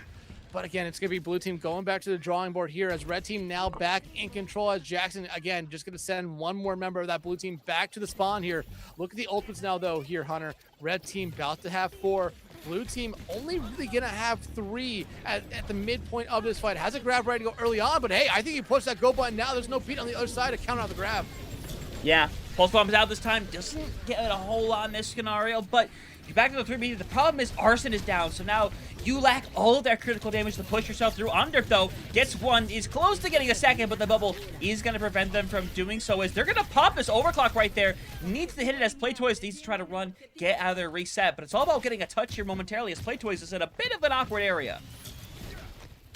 And the punch missing them there. And the Suzu, they're actually going to be able to stay alive through this. I think Arson had a brief moment there to be able to kill him. Considering out from Destiny now. And what was looking like a good play for blue team, I think is now falling apart. Yeah, it's unfortunately very much falling apart. You see them clearing house right here as obviously Arson with the supports trying to hang around, trying to do a little something here. Jackson is helping to clean things off, though. And with that, you're going to see them take away this 3rd point. But of course, we are on the scrim code, so all 5 points are going to be played regardless. And again, blue team, they got better as that point went on. They got off to a really good start. Red team finally was able to take it away at 9-9-0. And then red team just was able to come back and look like the better team. And blue team had an opportunity. They really did. Red team respond with their own ultimates. The only reason they ended up winning that fight was, or that point was because of a couple great individual plays. Now no ultimates ready other than Benji having beat at some point during this fight. So this could be really a dry fight for the most part here. And you see each team trying to play it slow, wait for the other one to make that mistake. And there it is. Promise, again, finds Purely out early on. Yeah, but a big boot by Coconut, but unfortunately, again, another situation where it's not going to mean a whole lot. Playtoys is able to clear bodies out. They're going to be able to cap this 4th point, get things going again. And you're coming up to fight with the double beats available, but the problem is that you can't really spawn with it with Coconut because, again, Playtoys, another Graviton Surge online. I mean, Playtoys has been able to build up to these grabs pretty quickly so far throughout this entire map. Again, we talked about how good they looked on Domino. They look even better on the Zarya here. And there's the grab out. No Pulse Bomb this time, so it's just going to be a cleanup there. It's Jackson, I believe, finds the collateral. Yeah, that is unfortunate right there. They get the full wipe, and to be fair, that's how you want it done right there. And Benji's going to be able to hold on to this one as well as Coconut. So you're just going to see one beat be used, the other being given pretty much immediately in response, because obviously you got to sustain through it. But this is going to be a tough fight to win regardless of that fact, as no time for resting or for the weary, as they're going to go aggressive. Beat could be used by both sides right here. That Kitsune Rush, though, needs to make the difference for the red team right here, and already it most certainly is, as the full cleanup going to come down here once more. Coconut's going to try to get out of here alive. If they don't, yeah, this point is just going to get capped, and we're heading out to our 5th and final one, where Red are rallying for a sweep right now, potentially. Yeah, and I mean, blue team trying to come back here right now. I don't think they're going to get a touch here. Playtoys is going to be able to shut down Arson as they swap over to the Doom for the 3rd time, trying to get back to a point. Playtoys already with 2. Destiny going to be able to find their counterpart yet again here and looking for the sweep. I mean, again, this red team's like dominant all series long here. Arson going to be going over to the Sigma now, trying to slow down the Zarya as Destiny very low. Playtoys just going to get some free charge there as they make their way to the final point. but Hunter, I mean, right now, blue team, again, they're looking better as this map goes on, as Andor finds Destiny and Playtoy's taken out, but they haven't been able to seal the deal just yet. Red team always has these moments, and Benji, whew, I was going to say one life and a dream escapes, but Andor finds them out there.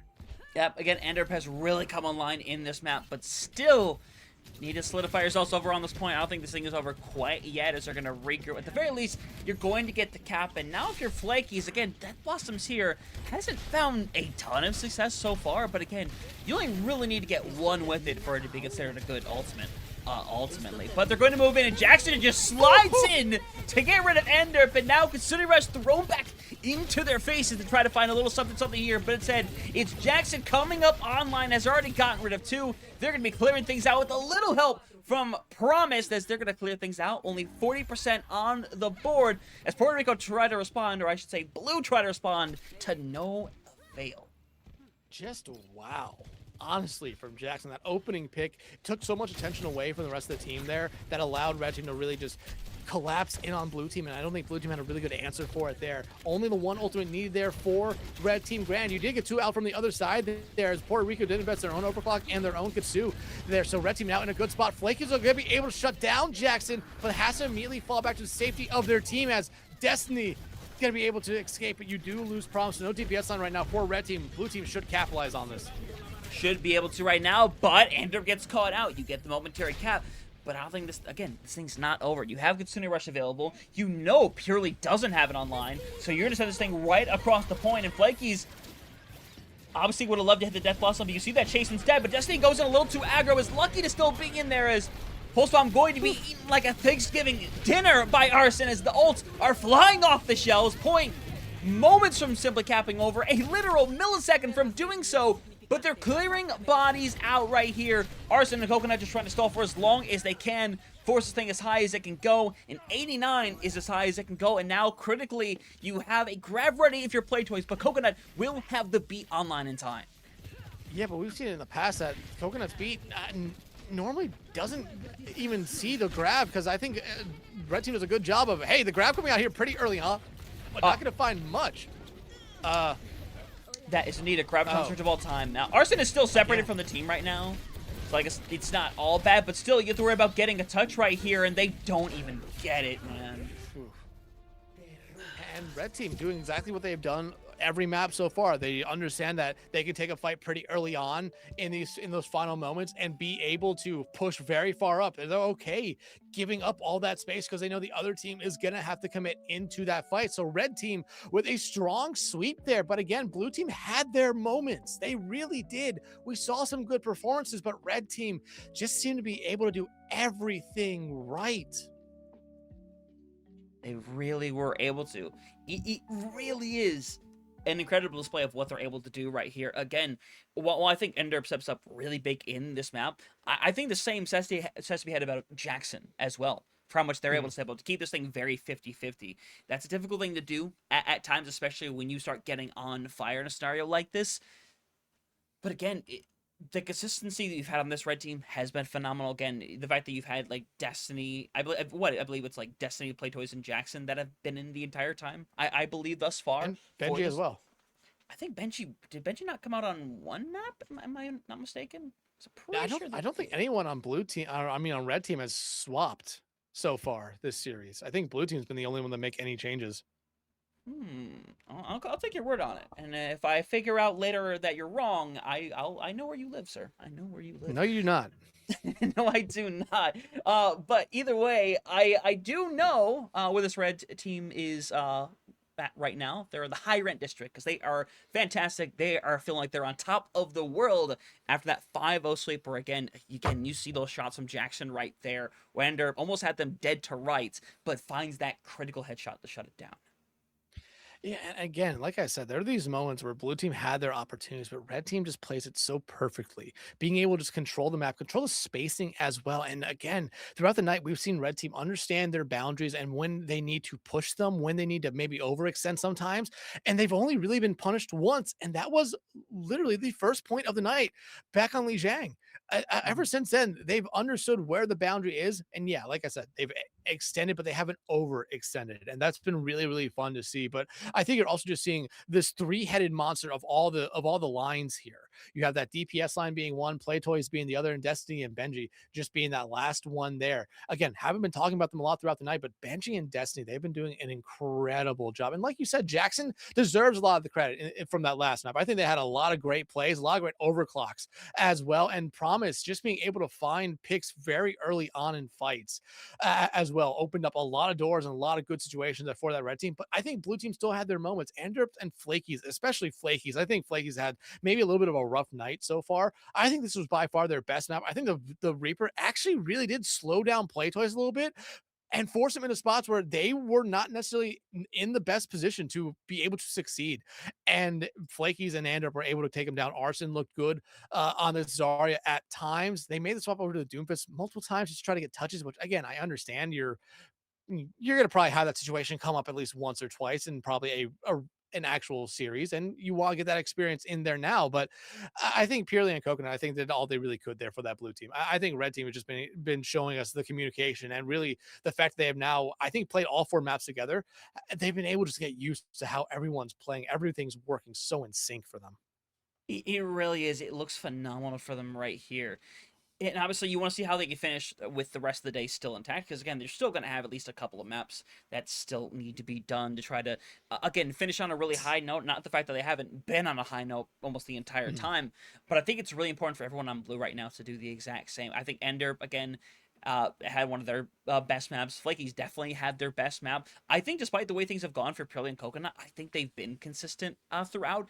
Their ultimates are a little bit hit or miss, but I think they generally have been really good at trying to stay alive and hang around with Arson or Ender whenever they're trying to stall out a point or find some critical picks. It is really important to see. And those little things, they do matter incredibly much, because you never know in a situation where there's a 10% chance of you winning that fight by sticking around with your supports. Sometimes it works out. And when it doesn't happen, it sucks. But when we call it out and it happens, we have no choice but to praise it. Yeah, and that's the rough thing, especially with this being a trial. We don't necessarily want to lean towards one team, one player. We Oh, want of to try to course. highlight everyone as we absolutely can there. But I mean, we've seen a lot of great plays come out from these players. The red team, though, like I said, has been more consistent throughout the night. They've been able to really gel together as a team, and you're starting to see it here. But at moments, still, like I said, Flaky's, Ander, Arson, they definitely had their moments. Purely and Coconut, like you said, it's been, we haven't talked about them a lot, but they have been doing, I think, absolutely everything they possibly can to help this blue team go forward in a lot of these maps here. Granted, whatever the next map is, I want to see them still be able to improve. I want to see, though, a little bit something different here from them, because Play Toys has shown us a little bit different tanks come out from them. Jackson and Promise, they really haven't swapped anything off. Really, I would like to see every player try a different hero here. Granted, not probably going to happen, but it would be fun to see maybe a little bit more of a bag, a little bit more of what the hero pool is for these heroes, especially because there hasn't been any bans yet tonight. You know, in a real series, there will be bans, and you will be getting someone targeted ban for your team. I would like to see a little bit more of the hero pools for these two, or 10, 12, 13, or even 14 players, whichever ones we see going to this next map. Yeah, I think it is really important to see, because again, it feels like there's a lot of critical things that we haven't seen. I think the biggest thing to know is that we have not seen dive at all today. You've seen some dive heroes within the DPS and supports, but no one has got on here and playing a dive comp. But again, I think it's really important to see, and it's not because dive is incredibly strong right now. It's because dive could be incredibly strong here in a few weeks when these wild card things really matter. It could be important down the line for when we get to the conferences where, hey, you need to be able to play against some of the best players in the Americas right there on whatever meta's there. And again, we don't know what it's going to be. These players, these coaches, the staff, no one knows what it's going to be. So you need to be able to see everything. And to be fair, for all we know, maybe we saw nothing but dive on Monday. Maybe we lack critical information. Maybe that has Yeah. genuinely been the case. But at the very least, it is good to see what you can bring to the table, how much you can bring to the table as well. Because again, I mean, Play Toys at the very least, they've gone to that Domina before, I think look just as good as they have on that Zarya. So we've seen a little bit of flexibility, but I think maybe the support line is something you want to try to see a bit more out of. But with Lucio Curie so strong, it can be difficult to just decide to swap off of that. Yeah, I mean, we've seen Ander go from DPS to support. It wouldn't surprise me heading into our next map when we see that same move happen again, where Ander goes back to playing that support line here. But I mean, again, we're still just seeing the highlights from this last map here. And blue team, I think they finally started getting something going. Those final 2 points, they just weren't able to win them. And especially this played right here from Jackson, I thought really gave red team all the momentum in the world there. And they never gave it up. And again, you're just seeing these fights break out here, especially throughout these highlights. And it's red team always finding picks very early on in these fights. I mean, really before a whole team fight breaks out, you're seeing red team find early picks. Granted, I say that as you do see blue team get the first pick here, and I think the second pick as well, because they do get the map or the point back in their control. But red team came right back in with their own ultimates. Flaky's not finding anyone with that Death Blossom there was insane, because it was great plays by both Destiny and Playtoys to not only keep them alive, but to keep everyone around that Death Blossom alive as well. Yeah, no, 100%. And Flaky's has been trying for these Death Blossoms. And again, sometimes they find that one. And I really do solidify that if you can live through that, getting the one is what matters. Because even if you don't, you stay alive. Again, you're forcing out value, whether you're forcing out the boot, whether you're forcing out a cleanse, whether you're forcing out bubbles. If there's a Death Blossom in your face, cooldowns are being used, I assure you. Whether you're using cooldowns or you have died instantaneously. There's not much of an in-between right there. But hey, you want to talk about maps that have a lot of in-between? We're talking about Havana going into this next one. Sightlines as far as the eye can see. I think this opens up the door here for Under to, again, have a really good performance. Now, the question is, are we actually going to get Promise over on the Genji? I know we see an Emre and a Mizuki, but I'm a little focused on the Genji right now. It wouldn't surprise me if we see them here. I think Mizuki's actually been getting a decent amount more play here by a lot of players. I think a lot of people are just really starting to figure out how to work the Mizuki out here right now. But you do see God Baby come back in this time around, and looks like the Genjis are going to be sticking in Destiny. Yeah, going to be coming out here with that Mizuki here for the red team. Again, I think this Mizuki is starting to really be figured out here. I think you're figuring out the damage that you can truly do on the hero. As you see him almost get pressured out here, living with barely any health right there before you see Playtoys come in and essentially save them. Yeah, Flaky gets a bit of a rough situation as well, but at the end of the day, he's able to eventually get some care. But it's Jackson who goes down first and foremost, so door opening up for blue right here to potentially get off to a good start. But again, Promise, who's been so consistent throughout the day, manages to get a pick for them on the Coconut, so Purely is the solo healer for this squad. But I think with Promise getting shut down right there, Red is just going to have to do a slight regroup, but Ender just dives into the middle of the battlefield. Yeah, not what you wanted to see right there, because like you said, that momentum was on the side of blue. Red team had to fall back, but they found that one pick, and they just go for it off it now. All right, the Siphon Pistol being used there by Jackson, but still, look, red team is buying space, building space here. Granted, God Baby will have that Panopticon here pretty soon, but now Playtoys maybe pushing themselves a little bit too far. Yeah, maybe a little too much, and with God Baby down, you could still create touches for this point, but it has to be Flaky's realistically to get here and do it. But with Underp down, I think you're debating just giving up on this and playing for second. In fact, I don't think you can touch right now even if you wanted to. So, yeah, quick cap, 5 minutes on the clock right here. Playtoy is going to have to drop down, but at least for now, again, another strong start for Red.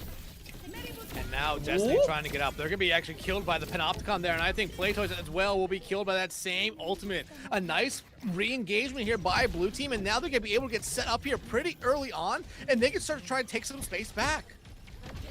That they 100% can, and now you're able to kind of play this initial choke for quite a little while. You have a good Sune Rush, while Benji does kind of have the ability to open up the door, and you get immediate relief with something like the Kekai Sanctuary.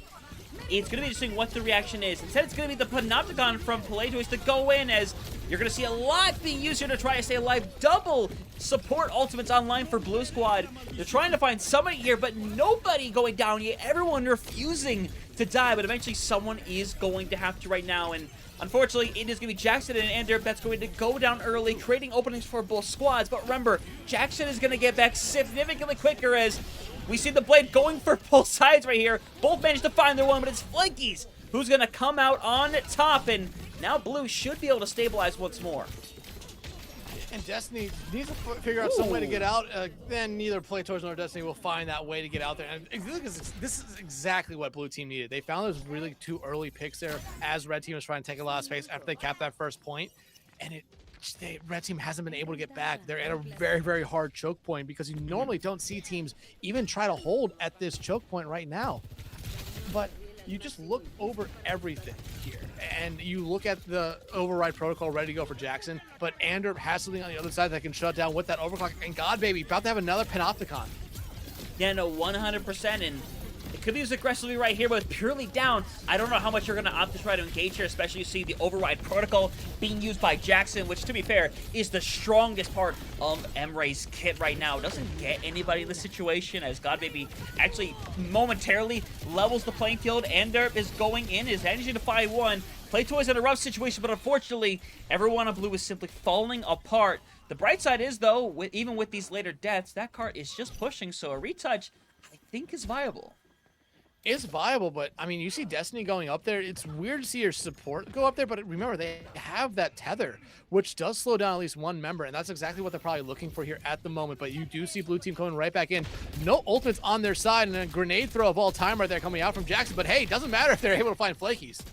Nope, not at all. And Flaky's obviously the main touch in a scenario like this, and with purely down as well, this feels like a matter of time, as yeah, you're going to be hooked down. Unfortunately for them, Cap going to come through. About 3:40 left on the clock. Plenty of time to work with, but we have seen teams come into this area with a massive time bank and have it be whittled down to nothing, especially with how difficult this final choke is to break through. The final choke is hard to break through. I think just the walk back as well is another big thing here. That's why I see Red Team to try and take as much space as they possibly can here. They still have 2, make it 3 ultimates about to be online for them. And ooh, Jackson very low, gonna fall back to safety here for a brief moment, but you immediately see Flakies come right back in and try to play this corner here, force Red Team back. Yeah, trying to right now. You see the Panopticon and the Kekai Sage were going to be used here.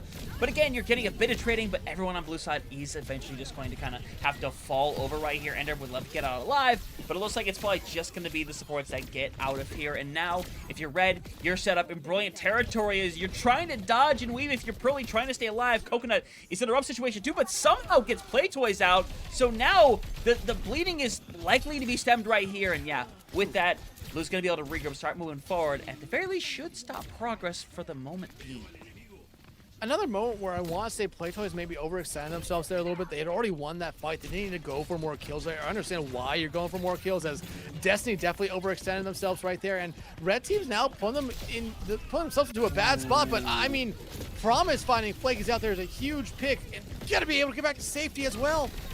Yeah, and now Override Protocol again online as Godbaby going to be given this title blast to be able to stay alive and hang in there. Playtoys is sitting down to 1, so while Jackson has found some amount of value, I don't know if it's going to be enough. Playtoys being down and Godbaby being down as well puts it in a rough situation, but we see a pause right now, which, you know, bit of an awkward spot for a pause here, as Flakies is just going to try to live. Maybe there's a never mind, so I think we're probably fine, but now you need someone to go and force this touch. Yeah, and I mean, a little bit of a misplay coming out there, I guess, from Red Team calling the pause, but they're still moving the cart. Banshee now come back out on the Juno, as you do see the Panopticon come out there from Godbaby, but I don't think it really lands on anyone for that long. Unfortunately, it really does not, and now it is potentially just a rush to go back over on the point. Flakies does what they can. Unfortunately, don't think it's going to be enough, as everyone's going to be forced in. No ultimates remaining, as 121 going to be the cap, and honestly, the thing I say is that finishing Havana at all, I think, is a big enough accomplishment as it is pertaining to how tough it can be to cap its final point. But to do so with time, I think that's an even bigger accomplishment. Yeah, completing him with over a minute, I think, is a big accomplishment there. And I want to give a shout out to Destiny there, because they played that Mizuki throughout that entire map. And like I said, I feel like players are finally starting to figure out Mizuki and figure out that Mizuki could definitely be thrown into that category of is support, but they could be DPS as well. And I thought they did a really good job playing aggressively there a lot of the time with Playtoys. Well, most of the time it did kind of backfire on them. The times it really worked out for them were really, really good and really pushed that Red Team forward there. Benji, surprisingly, not the most aggressive support on the team that time around. And you still saw Promise look very, very good. Jackson, though, on this Emre, it took him a moment to get going, but then they got going. Blue team, though, a much better round for them. It seemed like they were finally able to stabilize a little bit. That second point hold that they had for the longest time there looked great. They forced red team in the spots that they just hadn't been forced into all night long. Flakies looked really good being able to control the space. I mean, my bad. Godbaby looked really good being able to control the space on the Domina. Flakies was following up on a lot of stuff that Godbaby was doing, and Anderp as well. That DPS line was really gelling there with their tank, and Purely and Coconut, probably by far the best we've seen them so far throughout the night here. Now as they go over to the attacking side, I hope they keep that up, because I think the most important thing to happen here would be if they get full held on the first point. Yeah, no, 100%. It would be a tragic set of circumstances, but again, I think we saw, again, some pretty good things from Onderb. I think Godbaby was playing a lot more back and forth in this scenario. But now, obviously, they're the ones that have to go on the attack. They have to kind of take these angles, take that offense right here. And I like the fact that Jackson is back over on the M-Ray, but Promise back over on the on-run, I think is what makes things very interesting. We're basically playing almost all the new heroes, which haven't seen the cat yet, crossing the fingers, of course. But Dex, for now, Destiny's just kind of chilling around and kind of poking away over on the sideline. As Promise is going to try to be aggressive, but Under takes them right out of midair. Yeah, and I think that one pick right there might actually just be enough for Blue team to get going. Instead, though, Destiny finds Godbaby, so now Blue team might just have to go back to the drawing board. Playtoy's going to be able to follow it up there. And I was going to say briefly there, with Destiny, how they were playing the off angle, they were essentially acting as another just hit scan DPS there for the most part. Like I said, taking that off angle, they got a lot of help there from Benji to keep themselves alive as Flaky's dove onto them there. And now, oh, nice deflect there as Playtoy's barely going to be able to escape. Yeah, and you have to give up a pretty significant amount of room just to make sure they stay alive. And Promise is going to move in, try to be aggressive, somehow gets out of the situation alive, which is crazy to me how that happens. But Purely will end up dying as a result. Flakies is just, unfortunately, in a really awkward spot right now. You're getting a little bit more progress over on this point right here, but unfortunately, you are eventually going to be wiped out, as Jackson and Promise have been really good at just clearing out these fights. Yeah, and Jackson, I mean, Promise on this on-run, we talked about it a little bit, but I think right now on-run's probably the weakest of the 5 newest heroes. If you're getting a lot of value out of the on-run, it kind of tells you how good of a player you really are, but at the same time, your team's just really good, really helping you out in a lot of the situations, because you do need help on the on-run to be able to find picks here. But you look over at Blue team here, they're going to have Tidal Blast, they're going to have the, I was going to say Overclock, but Jackson made sure that that's not going to happen this fight. Yeah, nope, not this fight, unfortunately so. But, again, they're being pushed back pretty aggressive right here. It's a bit of a rough situation to be in right now. Half the clock are gone. And Jackson, again, another pick over onto Flakies. It's a situation, again, where Blue team is really struggling to actually get fights properly started. Yeah, and Red Team's been doing this so good throughout the entire night, just winning fights before they even get started here. Granted, Blue Team is coming up to all 5 ultimates, but same thing could be said for Red Team here, as you already see Playtoys pushing straight up. Yeah, trying to bring that aggressiveness right now, but again, Godbaby down, and again, so much confidence from Red to simply push up on these spawn doors to keep pushing them back, but now every ultimate's about to be on the table here for Blue. You need to go in with some kind of aggressiveness, even if it's just a Kitsune Rush, to get things started. Yeah, you need to get something up on the other side as well. So even if you throw 1 ultimate down and get 2 ultimates off the other side, you will gladly take that here, but you cannot afford to lose someone right now. And Flakies gets that Tidal Blast to keep themselves alive here. Yeah, Flakies will get 1, but the Tidal Blast is going to be there. Unfortunately, it will take care of them right here, as Destiny, still hanging around, is trying to keep getting people taken down, Purely struggling to stay alive right here. Destiny has already gotten that 1, is struggling to potentially get the 2nd, but you're going to see Jackson try to get back instead, as Purely does eventually win the 1v1, as rough situation for Godbaby, who's going to help get rid of both of them with a little help from Purely, and now Blue's finally going to get this going, but the question is, will it be too little too late? I still think you're going to get a touch here from Red Team. I mean, look at what they have. That Sanctuary might just be enough to really stop a lot of stuff coming out from the other side here, especially the Overclock and that Panopticon right now. If you're Blue Team, I think you need to push up here a little bit, leave 1 member on the carpet, then fall back. You see Red Team coming back out. If you're giving Red Team the space, I think you've seen it throughout the night where they've just been able to take it. But hey, Anderp starts down Playtoys. Yeah, it is a big start, but Jackson gets rid of Flakies this early on, but Jackson eventually going to get sniped out of the air, and now 3 seconds left on the clock, and they're trying to clear things out. Kekai Sanctuary has been used, though. Red sitting in fantastic position. Godbaby is going to have to be massive with this Panopticon. It catches on to Promise at least, puts them in a rough situation. Eventually will be taken down as Playtoys is going to try to make it back over on the Wrecking Ball, and in fact does successfully do so. But the rest of their team is starting to fall apart around them right here. You should be able to see this map be extended as soon as Playtoys ends up going down, which will eventually come through. So things going to extend further for the blue team as Jackson over on the Torbjorn now, as you are going to see some swaps coming through, as I imagine Playtoys should go back to the Domino. Playtoys, let's see what happens here. Yep, Domino for them, and Jackson going over to the Cassidy now instead. So a little bit of a more realistic comp for them here. Benji also, we saw them play the Juno towards the end of last round, going right back over to it now as well. But purely, they can get something going here very quickly with this Tidal Blast, just to buy them some space. Because remember, blue team was able to hold red team for the longest time in this initial choke, but Anderp shuts down Promise. You might not even need this Tidal Blast here if you're able to find picks like you are right now. Yeah, you definitely, in this situation, don't need it. You just need to keep kind of inching forward that progress over on the card, try to get yourself in a good position. But now, you're going to try to find the double stun. Playtoys is just being consistently forced back, stunned back, dropped back, and unfortunately, sent back to the spawn. So now Blue has got a lot of momentum on their side right now, minute and a half. Gonna have a Pulse Bomb and a Kitsune Rush around the corner as we see the D.Va making their first appearance of the day. I love that play there from God Baby. Maybe one of the best plays of the night individually. They got that Tidal Blast, and it just body blocked Playtoys from being able to get back to the safety of their team. An incredible play, making sure you got that fight win there, and now a lot of space as well. Playtoys going over to the D.Va here, and they're going to be able to find Flakies almost immediately. But look at the rest of the red team here, very low on health. Yeah, they are, but unfortunately, I don't think it's going to matter. God Baby's in a better rough situation. It's just going to keep getting right-clicked as Jackson, yes, is kind of in an unfortunate territory, but the problem is that Red's so separated to where they should keep getting picked off, but God Baby, Coconut goes down as they just had to hit the full reset button. And with 45 seconds left on the clock, final fight territory, but a whole bunch of ultimates on both sides to try to end things here. Yeah, 8 ultimates about to be ready here. 4 across both sides, and right now, you look at Red Team, I think, having a little bit of better haul of ultimates, especially with Blizzard coming out here pretty early on. You could just use it to buy some time. Deadeye, again, buying some time. Sanctuary from Destiny has been really good, and then you have that over the Orbital Ray. But right now, if you're Blue Team, you need to go, and you need to go fast. You need to force out these ultimates and be able to dodge them here. But Red Team, I think, is exactly getting what they want from Blue Team.